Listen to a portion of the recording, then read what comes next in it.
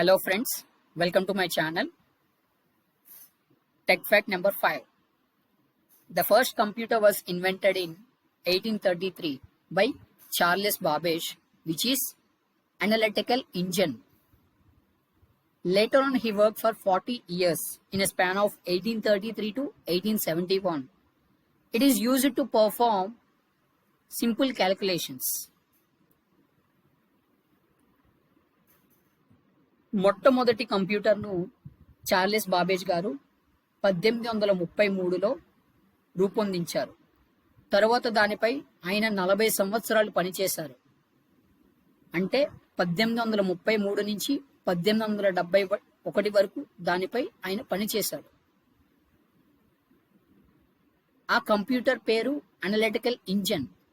అది ఒక సాధారణమైన గణనాలను నిర్వహించడానికి తగినంత శక్తివంతమైన mechanical computer. Thank you friends. Please like and subscribe and share to your friends.